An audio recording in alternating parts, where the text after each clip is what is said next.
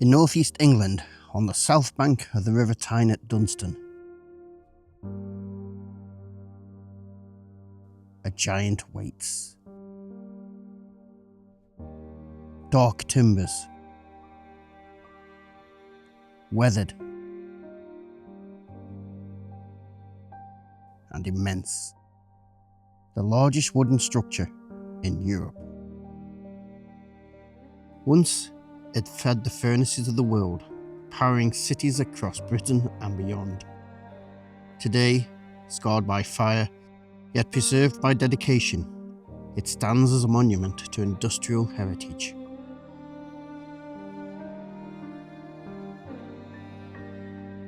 What does a place like this tell us about the men who laboured here every day, the river that carried their toil, and the legacy of the coal trade in the area?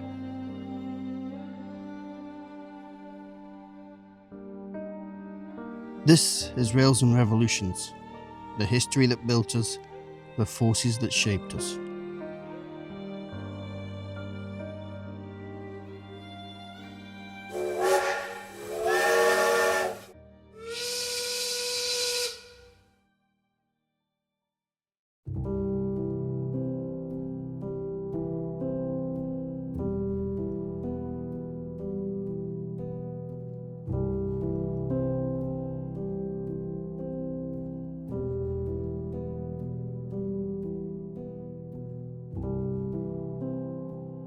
I came to the Tyne looking for the Staiths.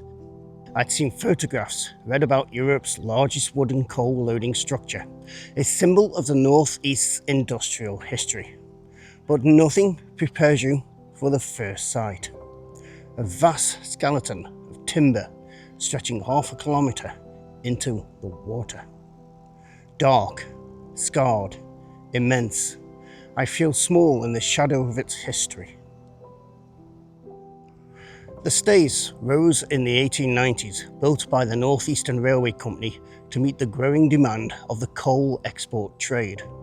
Chief Engineer Thomas Spencer oversaw the design, creating a marvel of Victorian railway engineering and timber construction, 1,600 feet long, supported on hundreds of wooden piles, with a lattice of rails feeding into timber and later metal coal chutes.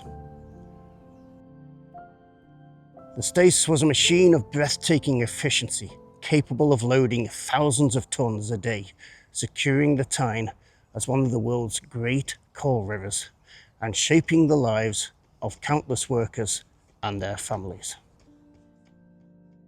The Staiths stood along the Tyne as a final link in a vast chain of coal transport, carrying coal from deep underground to the river. Men laboured in the coal seams of County Durham and Northumberland, hacking and hauling black coal that would light homes, fuel factories and power steamships across Europe. Railways carried the coal down from the pitheads, iron arteries connecting mining towns to the Tyne.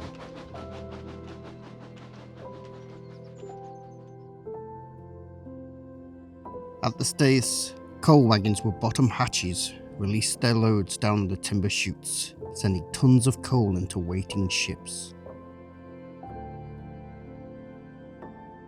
The Tyne thrived with activity, vessels bound for London, Rotterdam, Hamburg and beyond. Coal was power, fueling the British Empire. Here at the Staiths, the Tyne coal trade came alive, shaping the lives of the people who lived along the Tyne's banks and the world. The work was punishing. Teemers opened the wagon hatches, releasing coal down the chutes, while trimmers laboured in suffocating ship holds, spreading and levelling the load. Coal dust blackened lungs and clung to skin long after the shift ended. It was dangerous, exhausting work.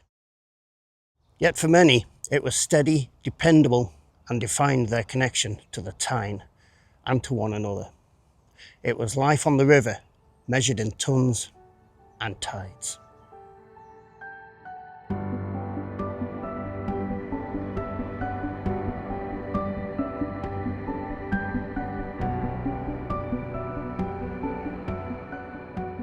I follow the path along the Tyne, where the noise of wagons and ships has long since fallen silent. Where once coal yards and workshops lined the river, there are now housing developments and apartments. Glass and brick standing where black dust once hung in the air.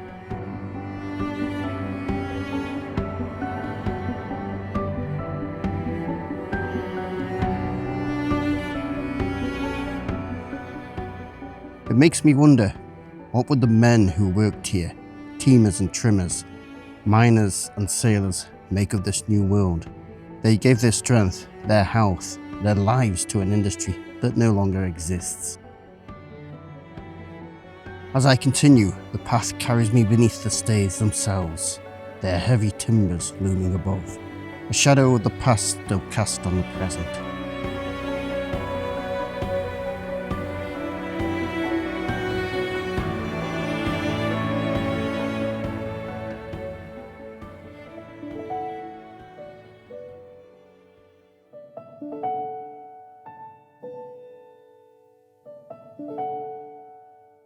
After the shift, men made their way, black dust still clinging to their hair and clothes,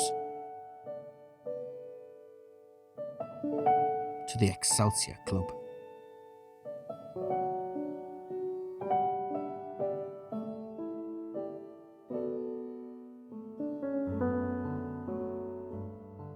Inside, teamers and trimmers found a respite from their labour.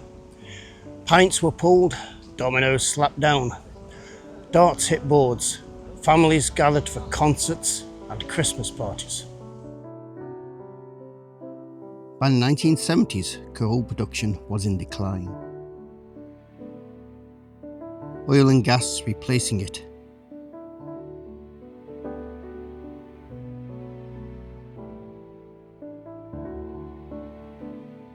The great pits of Durham and Northumberland falling silent.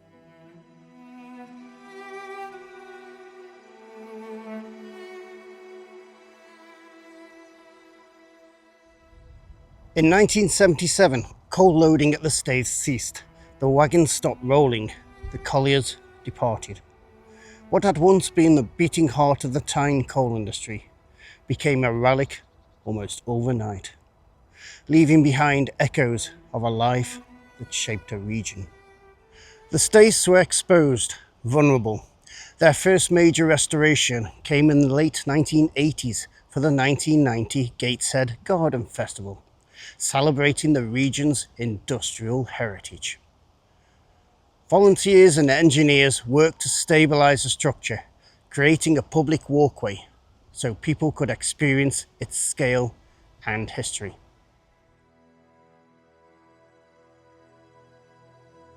In recognition of its significance, the Staiths were granted Grade 2 listing in 1990.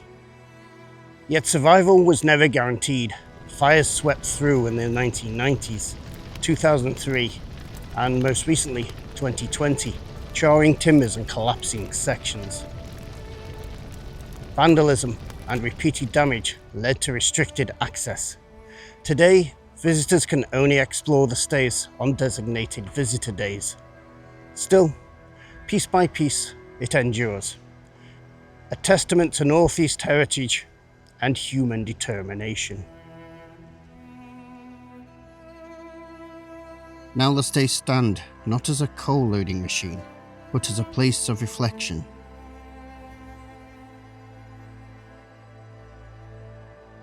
Walkways allow visitors to stand above the Tyne, where teamers and trimmers once laboured. Nature has reclaimed what coal once dominated. Birds nesting amongst the beams. The river flows clear, and this industrial spine now shelters life. The living connection between past and present. Today, the coal that once powered an empire is gone, yet its legacy is everywhere. Streets, buildings and community spaces along the Tyne still carry the imprint of the coal trade. Families tell stories of ancestors who worked in the mines and on the Staiths. Schools, museums and heritage trails keep these stories alive for new generations.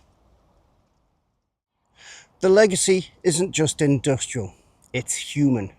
Pride, resilience, and a shared sense of community endure. The Staiths remind us of the strength and ingenuity of those who shaped the region, inspiring historians, explorers, architects, and locals alike. Coal may no longer fuel the furnaces, but it continues to fuel memory, identity, and the Northeast's enduring spirit. If you believe these stories matter, the ones held in steel, timber, and stone, help keep them alive. Like, share, and subscribe for more stories from the historic sites of England. Heritage isn't just about preserving the past, it's about understanding how we carry it forward.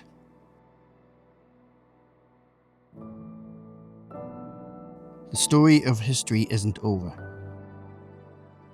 It's still being written. One voice, one place, one memory at a time.